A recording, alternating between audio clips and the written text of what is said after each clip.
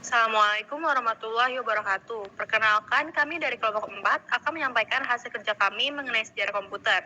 Sebelumnya, saya akan memperkenalkan anggota kelompok terlebih dahulu dengan saya sendiri, Afiara Gunawan, sebagai moderator sekaligus penyaji materi.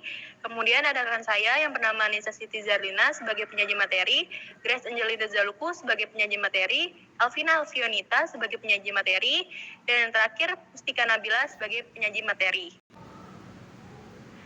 Untuk mempersingkat waktu, materi pertama mengenai sejarah komputer akan disampaikan oleh saya sendiri.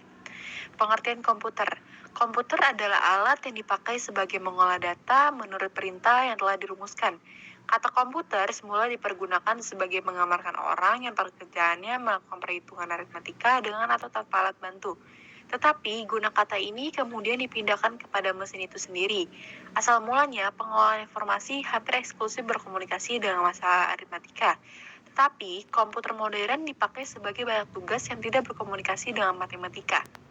Secara luas, komputer dapat dirumuskan sebagai suatu peralatan elektronik yang terdiri dari beberapa komponen, yang dapat melakukan pekerjaan sama antara komponen satu dengan yang lain sebagai menghasilkan suatu informasi berlandaskan program dan data yang dipunya. Adapun komponen komputer saat ini sudah makin canggih. Tapi sebelumnya komputer tidak sekecil, secanggih, sekeren, dan seringan sekarang. Dalam sejarah komputer mempunyai 5 generasi. Untuk 5 generasi tersebut akan disampaikan oleh rekan-rekan saya. Generasi pertama 1940 sampai 1959.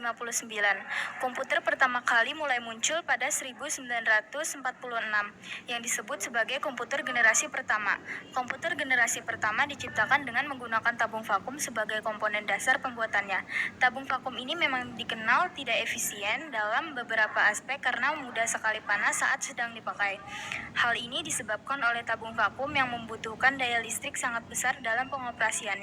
Salah satu contoh komputer generasi pertama atau disebut juga komputer pertama di dunia adalah Electronic Numerical Integrator and Computer atau ENIAC.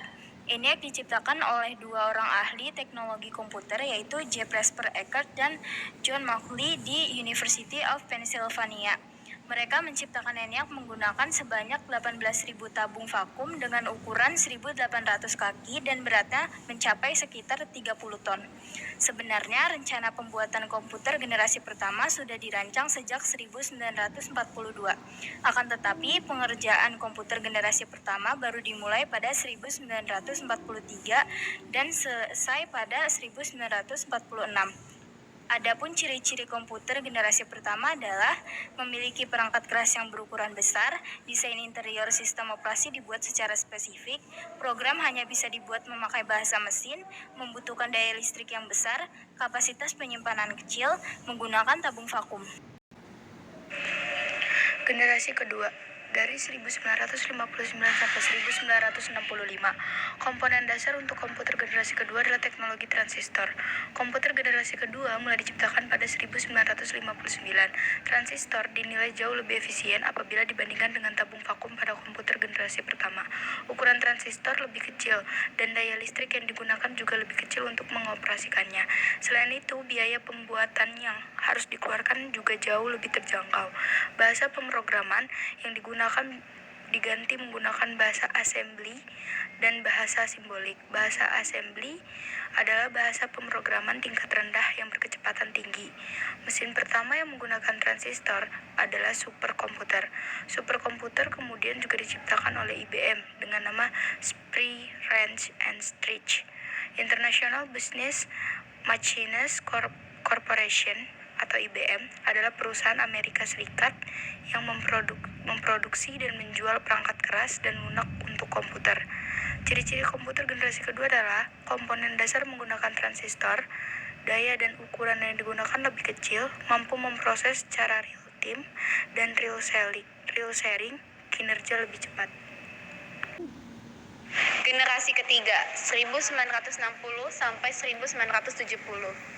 Generasi ketiga komputer dimulai pada tahun 1965. Saat itu, komputer dibuat menggunakan komponen dasar integrated circuit. Meskipun sudah menggunakan integrated circuit, transistor masih tetap digunakan tetapi dengan ukuran lebih kecil.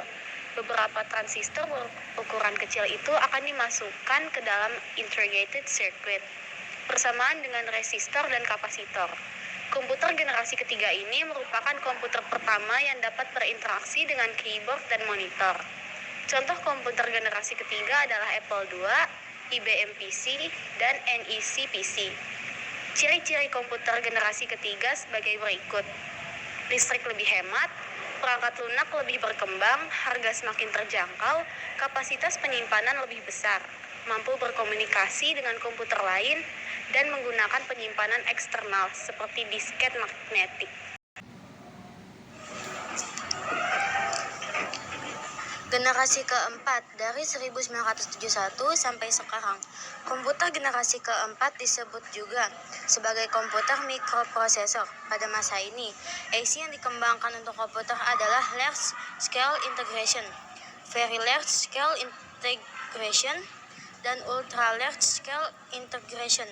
Komputer pada generasi keempat menggunakan komponen dasar mikroprosesor atau chip mikroprosesor yang mengandung ribuan transistor dan beberapa macam elemen sirkuit saling terhubung.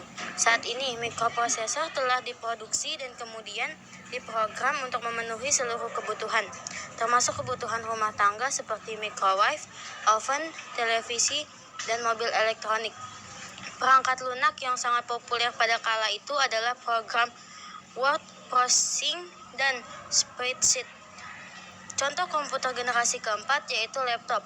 Ciri-ciri komputer generasi keempat adalah menggunakan LSI, menggunakan mikroprosesor, dipasarkan pada sektor perorangan, muncul komputer baru yang lebih mudah dibawa, seperti laptop.